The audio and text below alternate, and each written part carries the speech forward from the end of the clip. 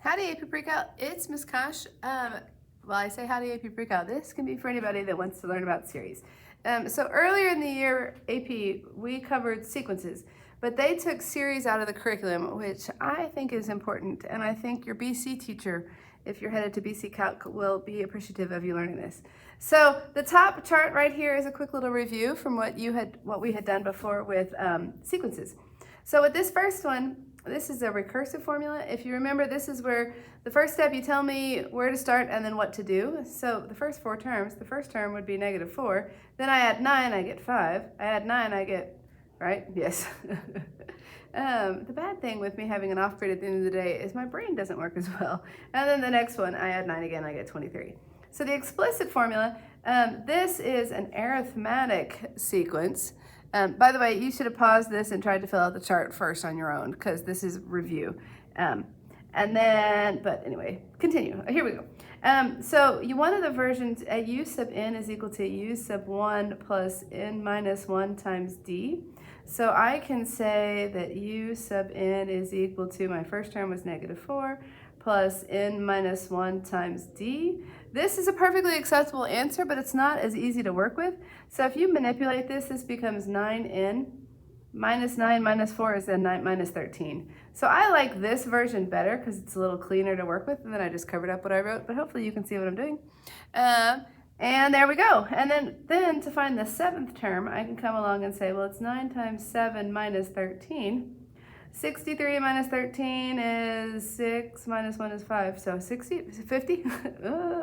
Okay, u sub 11 is 9 times 11 minus 13. 99 minus 13 is 86, and there we go.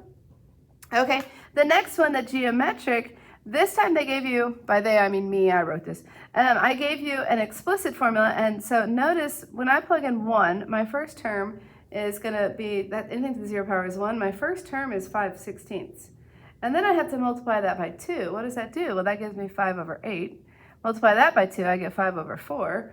Multiply that by 2, I get 5/2. Actually, it was easier on this one to think of it recursively. The way that I was thinking through finding those terms was recursively. So to write that recursive formula, this, by the way, is geometric because I was multiplying by the same thing each time. U sub 1, tell me where to start, 5/16. U sub n, tell me what to do. We're going to take the previous term and multiply it by 2. Okay, u sub 7, I should have given myself more space. Well, it's easier to do on the iPad, so you'll be fine. This is 5/16 times 2 to the 7 minus 1 is 6. Notice this is 2 to the 4th and this is 2 to the 6th. So they cancel, leaving me 2 squared on top, so this ends up giving me 20. Here we have u to the 11 is equal to 5. We just said 16, 2, 4, 8, 16 is 2 to the 4th times, this becomes 2 to the 10th. So this will be 5 times 2 to the 6th. 2 to the 6th, 2, 4, 8, 16, 32, 64. 64 times 5, 5 times 64. I could have grabbed a calculator, but I was being too lazy, is 320. Okay, the next one, I am going to grab a calculator because I don't feel like dividing these numbers by hand. So I'm back in. Okay, I'm in my calculator. What I want to do is I'm hopeful that this is a geometric series and I can find the ratio of the second term over the first term, 2/3. So one thing, let's see. So here was our first term. What am I doing? I'm multiplying each time by 2/3. Let's see if it generates the second, the third, the fourth. Okay, that's good. So this is geometric. My first term was 729. And then my u sub n is equal to 2/3 of the term that came right before it, which is u sub n minus 1. If you're thinking, what in the world are you even talking about, go back and watch some of the old videos with sequences. Okay, so this was, I like to write it as the first term times the common ratio raised to the n minus 1. And I encroached on the other space. Okay, so now I have 729 times 2/3 raised to the, not the second power. 7 minus 1 is the 6th power. And so that's 64. And then on the next one, I think we raise it to the 10 minus 1 is, or 11 minus 1 is 10. And so this is 1,024 over 81. You could come up with a decimal approximation, but I don't really care. Okay, the last one here, they gave you two terms, and they're telling you it's arithmetic. So by they, I mean me. So here's what we know. U sub 11 would be equal to U sub 7 plus 4 times the common difference. So I can plug in what I know. I can say, okay, negative 38 minus 14 divided by 4. Did I do that correctly? I think so. I typed in 5.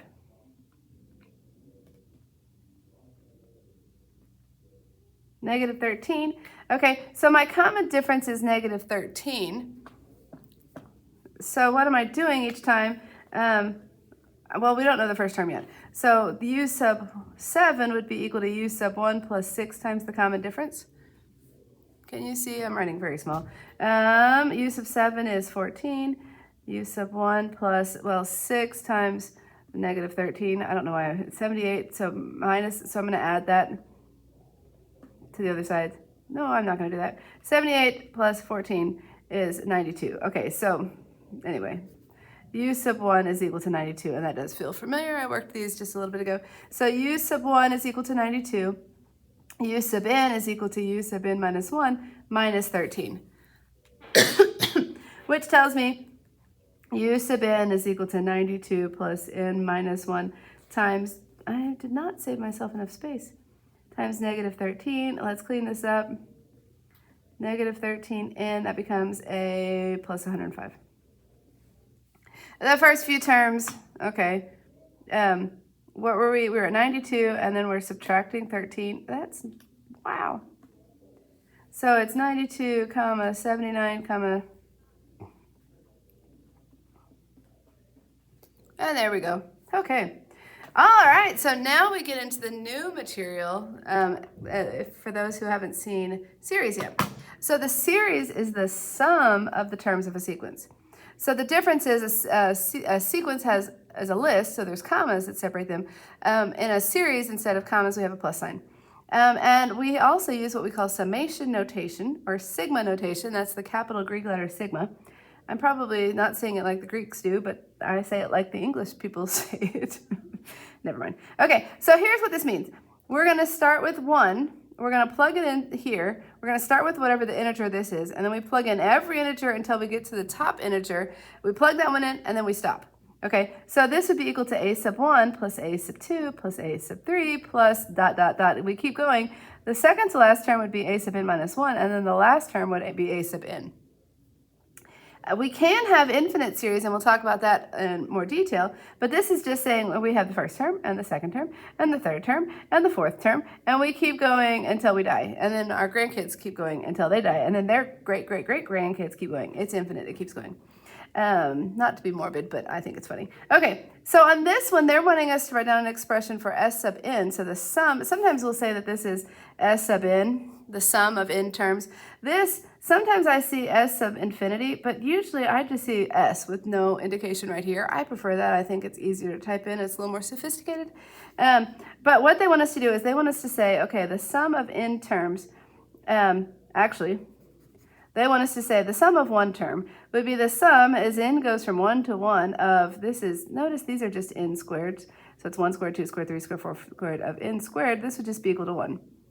Okay, the sum of s sub 2 would be the sum as n goes from 1 to 2 of n squared. Sometimes we use I, which is 1 plus 4, which is equal to 5. Okay, s sub 3 is equal to the sum as n goes from 1 to 3 of n squared. So plug in 1, 1 squared is 1. Plug in 2, 2 squared is 4. Plug in 3, 3 squared is 9. This adds up, that's 10 plus 4 is 14. We'll do one more, even though it says to do 2 more. This s sub 4 is the sum as n goes from 1 to 4 of n squared, which is 1 plus 4 plus 9 plus 16. 16 more than the last answer is 30. Okay, so expand and simplify. Plug in 1, I get 1 cubed is 1. Plug in 2, 2 cubed is 8. Plug in 3, 3 cubed is 27. Add this, 9 plus 27 is 36. So when they say expand, that's what we did here. On this one, plug in 1, I have 4 plus 3 is 7. Plug in 2, I get 8 plus 3 is 11. Oh, I didn't write small enough. So notice this has a common difference of 4. So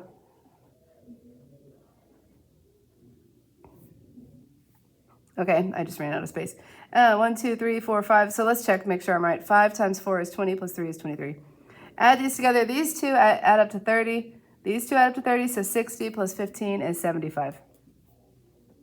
Okay, on this one, I have 1/2 plus 1/4 plus 1/8, that's a 3, plus 1/16. That's when I plug in, plugged in 4. 2 to the 4th is 16. Okay, this would be equal to 8 over 16. This would be equal to 4 over 16. This would be equal to 2 over 16. And this would be equal to 1 over 16. If you're looking in my class at my answer key, I did it differently, but you're fine. It's the same idea. 8 plus 2 is 10, plus 4 is 14, 15. So it's 15 over 16. Okay, and then this problem leads us into an arithmetic series, but this is 1 plus 2 plus 3 plus ... plus 98 plus 99 plus 100. What I want to point out to you is notice this adds up to what? And this adds up to, and this adds up to, oh, this is the one, there was a rather precocious, I forget which famous mathematician, but his teacher wanted to get him out of her business, or his business, whoever the teacher was. And so the teacher just said, go add up all the numbers from 1 to 100. And the kid came back with an answer almost immediately. Became a famous mathematician whose stuff we still study. If you know who it is, comment below. But basically, the kid came back immediately and said, well, look, I see a pair of 101. I see another pair that adds up to 101. I see another pair that adds up to 101. And so I have, if I wrote out all 100 numbers, I'd have 50 pairs that add up to 101. Well, 50 times 101 is 5,050. And so this kid, this famous mathematician, came back immediately with the answer, and the teacher was like, thank you, you're very smart, now go away. Is what I imagine the teacher said. Okay, this leads us into arithmetic series, but I think I'm going to come back. No, I'll just finish this page. Okay, an arithmetic series is the sum of an arithmetic sequence. Okay, and what happens is notice what we did here. We took the number of terms that we had, we divided it by 2, and then we added the very first term, and then we added the last term. And this is one form of the equation. Well, you'll notice, if you remember, a sub n is equal to a sub 1 plus n minus 1 times d. It can be helpful to write this formula in such a way that you don't need, this currently has 3 variables. Okay, it's still going to have 3 variables in a second. But you have to know the value of the last term, and sometimes we don't know the value of the last term. So this could be helpful to say, well, this is n over 2 times a sub 1 plus a sub 1 plus n minus 1 times d. And the version of this equation that I like to work with is n over 2 times 2 a sub 1s plus n minus 1 times d. That's the version. So we have 2 versions of the sum of an arithmetic series, and those are the 2 that I like to work with. Okay, so here, notice this, we're adding 3 each time. This is an arithmetic series. Our a sub n, if we were to find, this is 3n, notice if I say plus 1, it's going to give me that first term. Plus 2, we'll plug in 2. 6 plus 1 is 7, plug in 3, 9 plus 1 is 10, so forth. So they're saying find the sum as n goes from 1 to 50 of, and we do need parentheses here, 3n plus 1. And this would be equal to, well, we can use this formula right here. It's 50 terms over 2 times a sub 1 plus n minus 1 times our common difference is 3. Okay, so 25 times, what is this, 8 plus 147, close parentheses, 25 times 155, and we're at 3,875.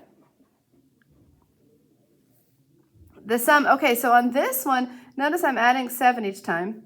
So my a sub n is equal to 7n, and then I have to subtract away 13 to get that very first term. But I need to know how many terms this was. So we're going to set 141 in here. When I add, I get 154 equals 7n. When I divide, I get n equals 22. Okay, so we're looking at the sum as n goes from 1 to 22 of 7n minus 13. So now on this one, I'm going to use the other version of the formula just so that you'll see me using both of them. The first term was -6. The last term was 144. We still had to do this work over here to figure out how many terms we had. We need that in our equation. So what is that? 11 times 135. And that's equal to 1485. Cool. Okay, on this one, I know I have 100 terms. I can say, okay, so this is 100 over 2. The first term, plug in 1, I get 12. The 100th term, plug in 100, and I get -285. I don't know. What's 12 minus 285? That times 50 is negative, there's my negative, 13,650. Okay.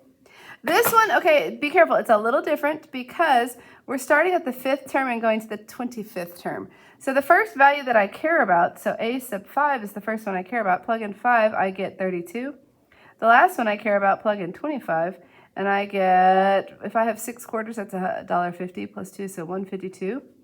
And then here's where people mess up. They think that there are, between the 5th term and the 25th term, there's 20 terms, and they just use n equals 20. Be careful, that is not true. Let me show you what I'm talking about.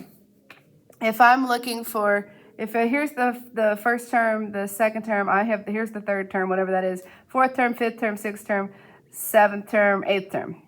Okay, if I think 8 minus 3 is 5, well, notice when I do a summation, I'm adding up all of those. Okay, you include the 3rd term and you include the 8th term. I chose not to use 5 and 25 because I didn't want to write out that many things because that's ridiculous. But this is 1, 2, 3, 4, 5, 6 terms. So it's 8 minus 3 plus 1.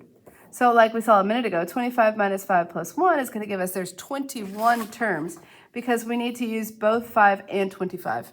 So this is 21 over 2 times the very first term we care about plus the last term we care about. I don't know, what is that? 184 divided by 2 times 21. And so this is 1932. Okay, last one, and then we're going to call it good, and I'll come back with the next video. An arithmetic sequence has a first term 8 and a common difference 2. The sum, we don't have enough space.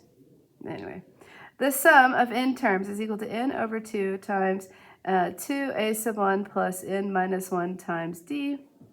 I'll write on the back of this piece of paper. Okay, so they told me the sum of n terms is 170. This is n over 2. The first term was 8, so that's 16, plus n minus 1 times my common difference was 2. Let's clean this mess up a little bit. 2n plus 14. Distribute through. I have an n squared. I have a 7n. Move this to the other side. That's minus 170 equals 0. This factors. It's going to be 17 and 10. We want this one to be positive and this one to be negative. N equals negative 17. It doesn't make sense to have a negative number of terms, but it does make sense to have 10 terms. So find the number of terms, there's 10. Cool. All right, I'm going to talk geometric series and infinite geometric series in the next video. So come on back for that one.